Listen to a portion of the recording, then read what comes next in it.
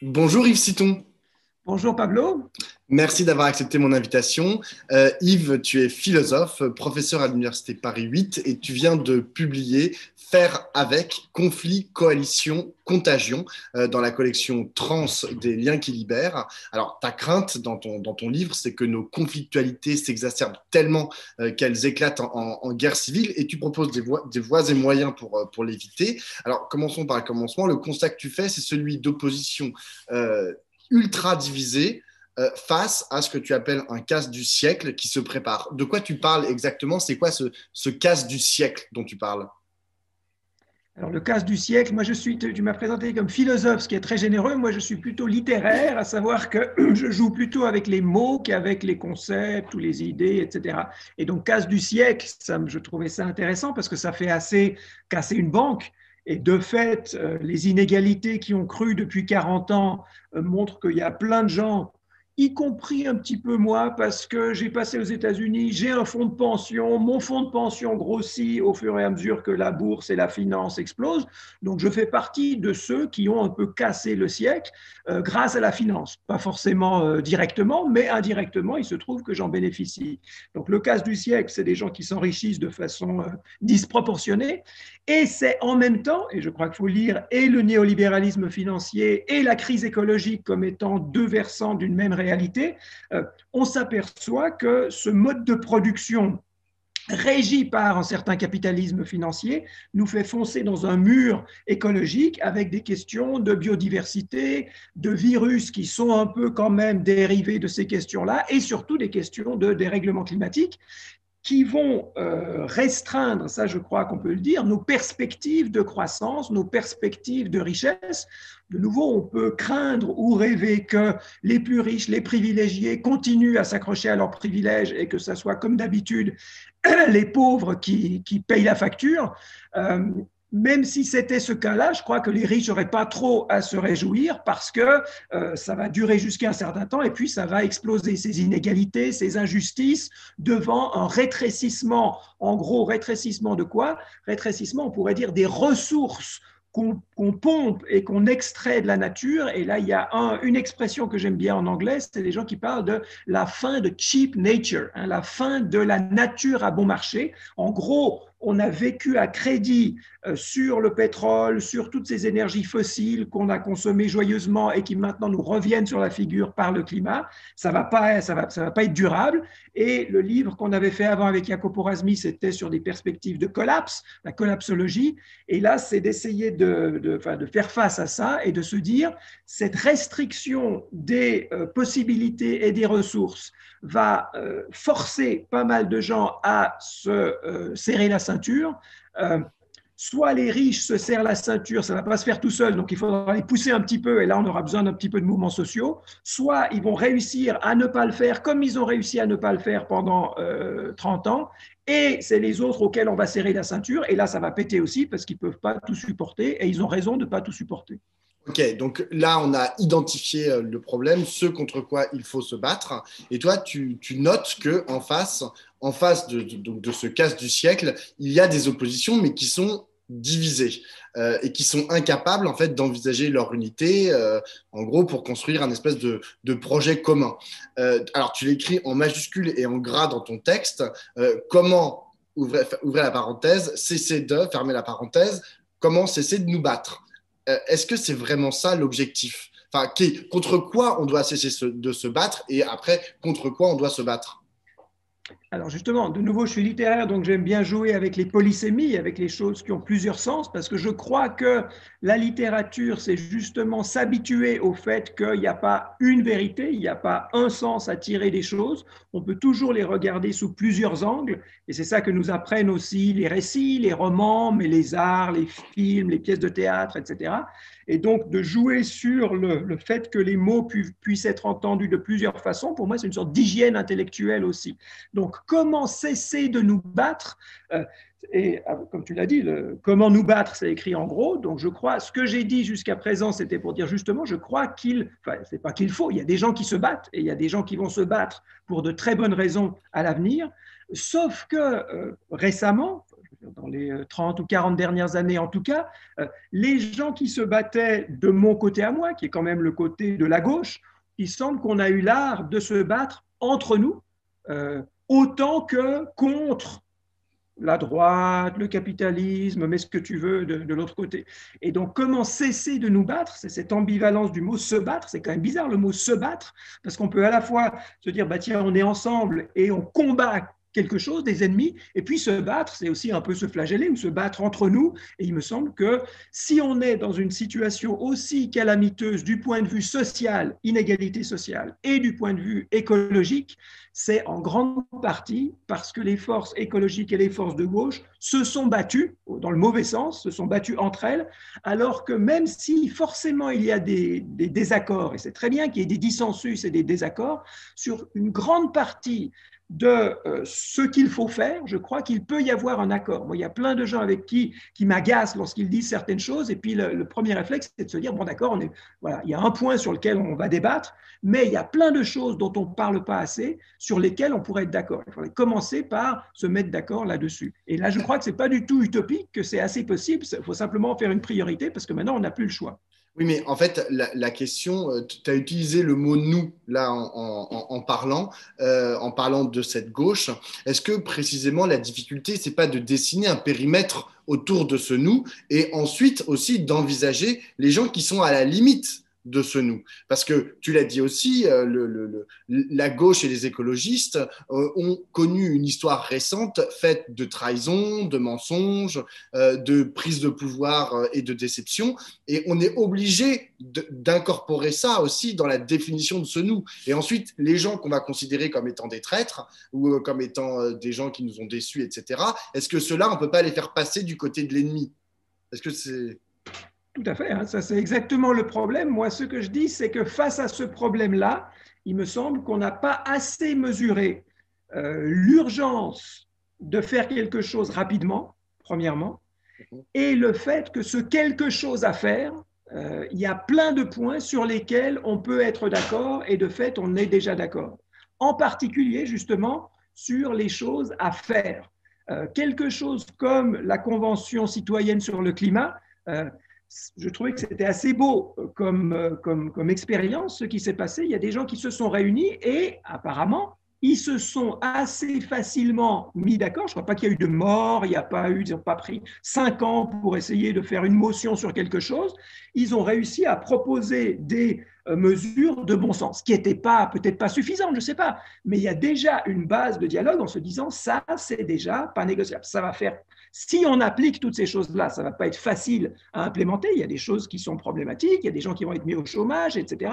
Donc, je ne dis pas que tout est facile, qu'on a toutes les solutions, mais ça prouve que des gens qui se réunissent, qui discutent, qui essayent de s'éclairer, arrivent à un certain consensus. Je demande pas sur qu'est-ce que c'est que l'universalisme, qu'est-ce que c'est que les droits de l'homme, qu'est-ce que c'est qu'il faut faire, etc., mais des choses à faire pour des questions climatiques. Et là, il me semble que ce genre de consensus minimal, on peut le créer sur toute une série de choses et ça serait déjà très bien qu'on avance là-dessus, même si, et après, forcément, qu'on mette un petit peu à l'arrière-plan des allergies, des agacements, des choses qui peuvent même nous dégoûter parmi les autres. Donc ça, c'est la première chose, une espèce de consensus. Mais ce que j'essaie surtout de faire dans le livre et dans le deuxième chapitre, c'est de dire, on pourrait peut-être prendre une boussole dans ces négociations, justement, entre la gauche, qui est de valoriser le mineur comme tel, le mineur. Et donc là, j'essaye de distinguer, ça prend un peu de temps, donc je ne vais pas forcément le faire ici, mais de distinguer le mineur des minorités. Ce n'est pas forcément statistiquement, on est 49%, donc on est mineur par rapport à 51%. C'est plutôt des attitudes d'être à l'écart de la norme mainstream, à l'écart de la norme étalon. On n'est pas aligné. Et l'intuition là derrière, qui n'est pas mon intuition, que je reprends, il me semble que je sens dans pas mal de milieux et de réflexions courantes, c'est de dire, c'est du côté du mineur, c'est du côté des pensées mineures qu'on a une vivacité, qu'on a une urgence, qu'on a des revendications qui vont dans le sens de la justice, que ce soit des revendications des LGBT, que ce soit des revendications féministes, que ce soit des revendications antiracistes, que ce soit des revendications même véganes ou végétariennes, etc. Il y a sans doute de temps en temps des côtés extrêmes qui peuvent être agaçants, etc., quand on regarde ça de l'extérieur, mais d'habitude, ce genre de militance-là, même dans ce qui peut avoir un petit peu d'extrême, ça pousse des choses qui sont dans l'intérêt commun, qu'on gagnerait tous à avoir un monde un petit peu plus juste. Et donc, d'être à l'écoute et de se dire, c'est du côté de ces minorités-là qu'il faut vraiment trouver des ferments politiques et des puissances même d'engagement, de militance politique, ça me semble être une règle qui n'est pas du tout présente, me semble-t-il, en France, et qu'il faudrait vraiment développer. Mais en fait, je comprends que tu parles, ton point de vue, il est situé, et ton point de vue, il est situé du côté de la gauche, c'est certain. Mais j'ai l'impression que quand tu dis oui, il y a des mesures de bon sens à prendre, etc., est-ce que ces mesures-là, elles font fi de toute conflictualité, de toute partie, enfin, oui, de tout caractère partisan, etc.? Non, absolument pas. Tu as raison. Moi, je ne crois pas qu'il y ait. S'il y avait une solution qui plaise à tout le monde, eh ben, on ne serait pas con, on l'aurait trouvé. Donc, il y aura. C'est pour ça que le premier sous-titre du livre, c'est conflit. Il y aura des conflits. Il faut se préparer à des conflits. Et ces conflits, ils vont être. Alors, comme je le disais tout à l'heure, moi, je réfléchis situé depuis la gauche. À savoir que pour moi, il y a d'abord un conflit contre les républicains. Quand je dis républicain, moi, j'ai passé pas mal de temps aux États-Unis. Et j'ai l'exemple d'un parti politique, de mouvement politique qui s'identifie au parti républicain avec ses différentes tendances, qui pour moi sont évidemment condamnables. Je ne comprends pas comment on pourrait soutenir les républicains américains. Ça veut peut-être dire que je suis étroit d'esprit, ça veut dire tout ce qu'on veut, mais quand j'entends les républicains parler au Sénat ou ailleurs, ça me semble vraiment, pour le coup, non seulement une question d'allergie, mais dangereux et à combattre. Je vois en France des gens qui s'appelaient autrement, qui se sont appelés les Républicains. Je trouve assez rigolo parce que c'est comme s'ils voulaient s'aligner là-dessus, et bien tant mieux, comme ça clarifie les choses. Donc là, il me semble vraiment qu'il y a, pour le coup, des agendas à combattre, et des idées et des programmes politiques. C'est ça que tu appelles tes ennemis? Alors, si on veut, moi ça ne me gênerait pas qu'on dise que là il y a des ennemis. Je fais toute la première partie du livre pour dire qu'il faut justement se méfier de cette catégorie d'ennemis qui est bon, mais justement, pourquoi pas y recourir si on dit que là on a des ennemis politiques qu'il ne faut pas forcément, il ne s'agit pas de les tuer, c'est plutôt des adversaires. Moi je préférerais parler d'adversaires plutôt que d'ennemis. Là il y a clairement des adversaires et alors ce que je voulais dire c'est que il me semble, mais moi, je ne suis pas français, donc ce n'est pas à moi de dire ni comment voter, ni de prétendre comprendre la politique française. Mais il me semble que ce qui va se passer l'année prochaine, il y a des élections présidentielles. Pour moi, ce n'est pas en me mettant un bulletin de vote dans l'urne qu'on change le monde, mais quand même, c'est intéressant de voir ce qui se passe dans les élections. Je ne suis pas un analyste de la politique, mais il me semble intuitivement et presque de façon évidente que la droite, ceux qui pour moi sont des ennemis ou des adversaires, seront divisés. Je ne crois pas qu'il y aura une alliance Le Pen-Macron. Je ne crois pas qu'il y aura une alliance, peut-être, mais je ne vois pas, républicain-Macron. Donc, de toute façon, eux, ils seront divisés. Si la gauche, ce qu'on pourrait appeler la gauche avec toutes les déceptions, peut-être les dégoûts qu'on peut avoir pour des gens comme Hollande, etc., si ce qui reste de ça arrivait à s'unir, à mon avis, c'est presque garanti qu'on pourrait arriver à un pouvoir présidentiel et un pouvoir parlementaire. Et que là, il y aurait toute une série de choses qui pourraient se faire passer un petit peu en force. Alors, comme Biden essaye ou n'essaye pas assez de le faire aux États-Unis, mais il me semble que moi, je suis un peu américain aussi, donc je préfère quand même avoir Biden que cette ordure de Bush ou Trump au pouvoir. Voilà, il ne va pas faire la révolution, ça ne va pas abolir le capitalisme, mais ça sera un petit peu moins pire. Et là, c'est tellement pire ce qu'on se prépare que un petit peu moins pire, à mon avis, il ne faut pas cracher dessus. De nouveau, ce n'est pas une fois qu'on aura ça qu'il n'y aura plus de problème. Il faudra faire des manifestations dans les rues, les gens qui occupent, il faudra qu'ils occupent d'autant plus. Donc, je ne dis pas que ça, c'est la solution politique au problème de l'humanité, mais ça aiderait quand même un petit peu d'avoir ce réalisme-là. Mais alors, c'est marrant parce que tu as mis Emmanuel Macron dans le camp de la droite. Moi, je suis tout à fait d'accord avec ça. Pour autant, si tu écoutes certains de ses ministres, comme Marlène Schiappa, par exemple, et d'autres ministres, tu vois, ils te disent « Oui, mais nous, on est de gauche ». Donc, en fait, quelle valeur, en fait, tu donnes… En plus, toi, tu dis, tu aimes bien les mots, tu aimes bien la littérature, etc. Mais quelle valeur, en fait, tu donnes et ça marche aussi pour le Parti socialiste, hein, qui se dit de gauche aujourd'hui. Quelle valeur tu donnes à des mots qui sortent de la bouche de gens dont tu sais pertinemment en fait qu'ils disent pas forcément quelque chose qu'ils croient eux-mêmes. Tu vois, quelle place en fait tu donnes au mensonge, à la tactique politicienne dans ton organisation idéale de société pour faire ces alliances C'est justement? une bonne question. Hmm. Alors, pour moi, mais de nouveau, moi je ne suis pas du tout politique ou politicien et je ne prétends pas comprendre ce que c'est que la Oui, politique. J'essaie de regarder ça d'un petit peu loin. Et il me semble que quelque chose comme ce qui s'appelait un programme, ça, après, il faudra passer à la dernière partie du livre, je ne sais pas combien de temps oui, on a oui. encore, Ça mais va, ça il y va. avait quand même quelque chose qui s'appelait des programmes où on se mettait d'accord sur des choses communes minimales qu'on essayait après d'implémenter. Et puis forcément, de nouveau, que ça soit trahi, que ça soit pas ce qu'on imaginait, que des gens retournent leur veste, ça fait partie du jeu. Mais déjà d'essayer de faire des choses, enfin déjà d'arriver à un certain type de pouvoir, d'essayer de se mettre d'accord sur des choses à faire et d'essayer de faire ces choses-là, et quand même d'avoir une pression. Et c'est pour ça que de mettre quelque chose comme la gauche au pouvoir, c'est juste le tout premier pas, parce qu'après, il faut faire pression sur ces gens qui sont au pouvoir pour que ça passe. Et là, il me semble qu'on a une réalité qui fait pression. Ce n'est pas seulement que les gens descendent dans la rue, c'est que hier, c'était le jour le plus chaud, je crois, de mars qu'on ait jamais enregistré en France. Donc, il y a plein de choses qui font que je crois qu'on n'est pas idiot. On se rend compte que ce n'est pas durable, cette histoire, qu'il faut faire quelque chose. Donc, avec cette pression-là, qui est une pression à la fois des nécessités physico-chimiques, la pression des inégalités, qui devient quand même le sentiment d'injustice, qui devient de plus en plus fort quand même.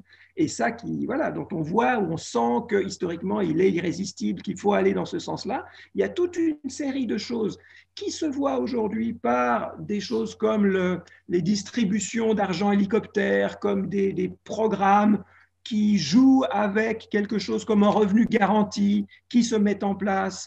Il y a plein de choses, il me semble, il y a plein de symptômes qui nous disent qu'il y a une possibilité de transformation assez sérieuse, qu'on est vraiment, on n'est plus au XXe siècle. Il y a quelque chose d'autre qui bascule. Il faut être dans ce basculement, il faut l'accélérer, et que, oui, Chiapas ou autre, moi c'est pas.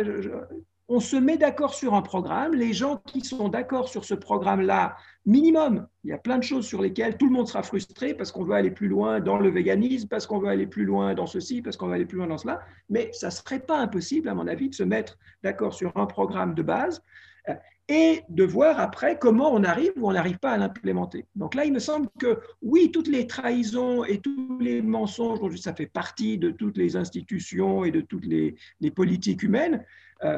Pour moi, ce n'est pas une raison de ne pas essayer de faire quelque chose qui, de toute façon, se fera soit par la violence, soit se fera par la pression.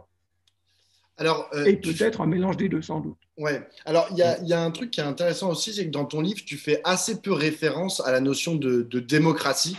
Il y a assez peu d'occurrences du mot dans ton livre. Pourtant, c'est autour de cette notion que, bah, aujourd'hui, bon an, mal an, est organisée notre société. Alors, il y a les élections, tu en as parlé, tu as dit tout à l'heure que tu n'étais pas très intéressé par mettre juste un bulletin dans l'urne. Tu ne penses pas que c'est ça qui va changer fondamentalement le cours des choses. Mais il y a aussi les partis politiques, les syndicats, les médias, les réseaux sociaux.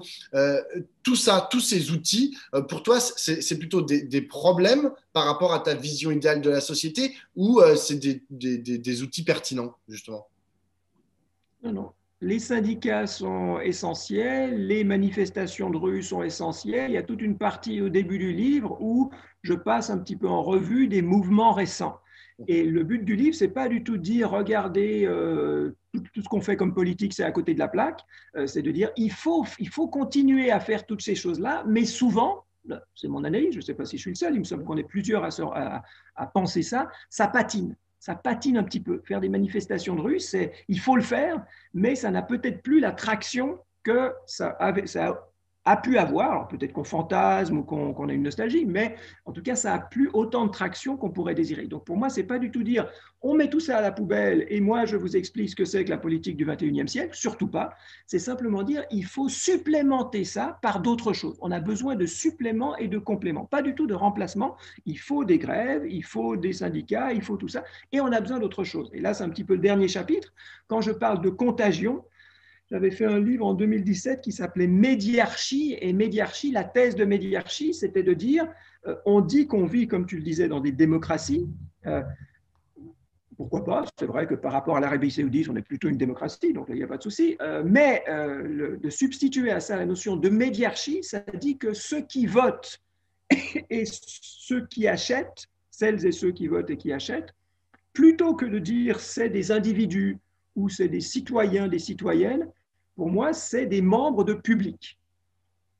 On pense ce qu'on pense, on dit ce qu'on dit, et dans une certaine partie, on fait ce qu'on fait, parce qu'on est membre de tel et tel public, de ce qu'on lit, de ce qu'on voit, de ce qu'on écoute, avec qui on parle, etc., etc. Et donc de comprendre les infrastructures médiatiques, ou moi je préfère parler de médiarchie, qui nourrissent nos oreilles, nos yeux, etc., de ce que nous voyons du monde, parce qu'on a une petite expérience du monde qui est très précieuse et qui nous dit aussi si on n'a pas assez de fric pour payer la fin du mois, ce n'est pas la télé qui nous le dit, c'est nous qui nous en rendons compte immédiatement, sans médias. N'empêche que la notion même de salaire, de chômage, d'emploi, de croissance, tout ça, ça nous vient à travers des images qui sont médiées par les médias. Et donc, le dernier chapitre, ça reprend un petit peu ces questions de médiarchie pour dire qu'est-ce que c'est que faire avec, ou qu'est-ce que c'est que ce faire politique aujourd'hui. Il me semble qu'il faut comprendre, et le dernier chapitre, il s'appelle sorcellerie, je crois, sorcellerie des contagions, ou de la viralité, sorcellerie de la viralité. Les médias de masse, même quelque chose comme la télévision, et encore plus quelque chose comme Internet, c'est tellement récent dans l'histoire anthropologique des populations humaines qu'on ne comprend pas du tout ce que nous faisons à travers quelque chose comme l'algorithme de Google, comme Facebook. On se fait des trucs et puis c'est génial, et puis des fois ça fait peur, mais on ne comprend pas du tout. C'est de l'ordre de la sorcellerie. C'est comme il faut des sciences sociales, il faut essayer de comprendre rationnellement tout ce qu'on peut, mais lorsqu'il s'agit de faire, et pas seulement de comprendre, on est un peu dans la position de sorcier où il y a des poisons, il y a du bétail empoisonné, et on ne sait pas comment, et on fait des trucs, et on agit surtout sur les humains et sur les croyances humaines, et des fois il y a des rumeurs, des fois il y a des choses, mais il me semble qu'on est dans cet état-là de désarroi et d'incapacité à maîtriser. Et donc au moins savoir que c'est de l'ordre de la sorcellerie, ça dit que peut-être on peut bricoler des trucs, que ces trucs ils vont surtout valoir par les croyances qui se diffusent entre nous, plutôt que par une raison qui serait supérieure et implacable, et que ce jeu-là des croyances, donc des viralités sur Internet, qu'on appelle ça conspirationniste, qu'on appelle ça post-vérité, qu'on appelle ça fake news ou autre, tout ça, c'est un domaine énorme qui est essentiel, me semble-t-il, dans nos médiarchies contemporaines, et qu'il faut alors essayer de comprendre, oui, aussi rationnellement que possible. Moi, je fais un livre, ce n'est pas des formules de sorcellerie, c'est d'essayer de comprendre un petit peu les choses, mais il faut se rendre compte que c'est en jouant là-dessus, avec tous les risques, tous les dangers, tous les problèmes, toutes les obscurités de ceci, qu'il faut agir maintenant. Et que là, on est vraiment très, très sous-équipé, en particulier du côté de la gauche, sur ce type de choses. Parce que les gens du Front National et autres, ils se sont rendus compte très très vite qu'ils n'avaient pas tellement accès aux médias de masse pour des questions de consensus républicain, je ne sais pas comment ça s'appelle cette histoire, où le Front National n'avait pas tellement le droit de parler. Donc, ça fait beaucoup de temps, Front républicain, oui. Donc, il y a ils ont eu pas mal de temps pour s'entraîner justement dans ce type de viralité. Et puis, il me semble que la gauche est assez naïve en disant « Oui, oui, post-vérité, qu'est-ce que c'est que ça? Nous, on va revenir aux bonnes vieilles valeurs du vrai journalisme, etc. » Ce qu'il faut faire, forcément. Mais ça va pas, d'abord, ça ne va pas être possible, ensuite, ça ne va pas suffire. Donc, il y a vraiment deux choses à faire de ce côté-là. Il y a une réforme politique de l'infrastructure des médias. Et moi, ça me scie quand même que, justement, les partis de gauche qui se veulent un petit peu critiques du mainstream et de l'état actuel des débats ou de la société, ne mettent pas au premier plan de leurs revendications ou de leur programme une réforme de la structure des médias, des structures de financement, de la marchandisation de l'attention, etc. C'est ce que propose la France Insoumise, hein, quand même. Pardon ? La France Insoumise propose Oui. quelque chose de ce type. Hein. Bah déjà, ils font le média. Enfin, je ne sais pas si c'est toujours eux le média. Mais non, c'est pas vraiment eux, mais effectivement, c'est dans leur galaxie. Tout à fait. Enfin, ça a été dans leur galaxie. Tout à fait. Et devant, moi, je prétends pas être le seul à avoir vu la lumière et que personne ne fait rien. Il y a plein de choses qui se font. Justement, du point de vue de ces émergences de médias, que ce soit Thinkerview, que ce soit hors-série, que ce soit le média, etc., il y a des choses qui se font, et c'est super, et bravo les gars, et c'est ça qu'il faut faire. Ce que je ne vois pas encore, alors tu me dis que c'est dans le programme, moi je n'ai pas lu le programme de la gauche insoumise, donc si c'est dans le programme, bah, bravo, il faudra que je regarde ça de façon plus détaillée. Il y a quelqu'un qui s'appelle Julia Cagé aussi, qui fait des livres remarquables. Sur le prix de la démocratie. Voilà, pour proposer des choses concrètes qui sont justement pas seulement c'est pas de l'idéologie, enfin c'est idéologique comme toute chose, mais c'est beaucoup plus concret, des choses qu'on pourrait faire, qu'il faudrait faire pour contrôler ça. Donc ça, c'est une voie d'essayer de rationaliser un petit peu quand même la façon dont les images et les sons circulent entre nous. Et puis il y a une autre chose à faire, à mon avis, elles sont complémentaires, qui est de savoir que cette rationalisation, même si elle est possible, elle sera toujours limitée, et que jouer avec ce qu'un philosophe s'appelait Nick Land parlait de hyperstition, hein, les hyperstitions, c'est comme des superstitions, à savoir que ça peut être faux, on ne sait pas très bien, mais ça fait advenir des réalités. C'est comme un petit peu le côté performatif. Le fait même de croire à certaines choses fait advenir certaines réalités. Et de fait, de mesurer la part de ceci dans notre monde, que ça nous plaise ou non, hein, le capitalisme financier, c'est essentiellement ça. On fait croire des choses sur la valeur, et puis ça prend, parce qu'il faut bien croire à quelque chose, et puis ça produit de la valeur, et puis ça produit en l'occurrence de la valeur qui nous fout en l'air nos milieux de vie, donc c'est pas génial, mais on ne va pas échapper à ce type de jeu qui tient un petit peu de la sorcellerie, de la spéculation, de l'incertain, de la croyance. Je crois qu'il faut vraiment qu'on affronte ça. Il me semble qu'on est sous-équipé pour le faire dans la pensée contemporaine. Alors, j'ai une dernière question. Yves, tu l'as dit tout à l'heure, hein, tu es suisse, tu as beaucoup travaillé aux États-Unis. Pourtant, ton champ d'analyse, les références que tu donnes, ça vient aussi du fait que tu es prof à Paris 8, mais elles sont françaises. Et est-ce qu'il y a une spécificité française, voire une spécificité à la gauche française, de passer son temps, comme tu le dis, à se foutre sur la gueule entre elles? Ou est-ce que c'est vrai dans toutes les gauches à travers le monde, c'est vrai en Suisse ou aux États-Unis, par exemple? Malheureusement, je crois que c'est quand même assez vrai. Alors, une bonne question, je n'avais pas pensé à ça. Je crois que, à mon avis, c'est une sorte de maladie, c'était Lénine parlait de maladie infantile du communisme. Donc, il y a peut-être quelque chose comme ça de général, mais c'est vrai que maintenant que tu m'y fais penser, moi, donc, je suis né à Genève, et à Genève, quand j'ai habité là-bas pendant les 30 premières années de ma vie, il y avait des maires communistes. C'est assez rigolo parce que Genève, avec toutes les banques, enfin voilà, on ne pense pas à Genève comme une ville communiste, mais de fait, il y a un super service de santé, il y a des écoles superbes et gratuites, il y a plein de choses, alors forcément qui sont un peu financées par les banques, par le fait que plein de gens planquent leur argent en Suisse, etc., mais n'empêche qu'ils sont administrés par une gauche qui, alors je ne sais plus comment c'est maintenant parce que je n'ai pas suivi la politique, mais qui arrivait à s'unir pour mettre en place des choses comme le soin aux personnes âgées. Ma maman vient de mourir à Genève, elle a été prise en soin complètement, des soins extraordinaires qui ne m'ont rien coûté, parce que c'est la ville de Genève. Donc des trucs comme ça, je veux dire, c'est possible. Et, alors de nouveau, c'est l'exemple un petit peu, il y a plein de partis, puis on s'engueule comme on veut, mais on fait des coalitions, et puis on essaye quand même de résoudre des problèmes ensemble. Donc là, il y a peut-être quelque chose de plus français là-dessus, mais pour être honnête, je ne suis même pas sûr. Né peut-être de notre présidentialisme de la Ve République qui fait que genre c'est hyper incarné. En tout cas, merci beaucoup Yves Citon, c'était passionnant et je recommande à tout le monde la lecture de ton bouquin, donc Faire avec, conflit, coalition et contagion aux éditions La Découverte. Merci beaucoup. Les liens qui libèrent. Ah oui, mais la découverte, c'est très bien. La découverte, c'est génial. Il faut acheter tous les livres de la découverte parce qu'ils sont géniaux. Les liens qui libèrent, c'est pas mal aussi. C'est vrai. Les liens qui libèrent, pardon.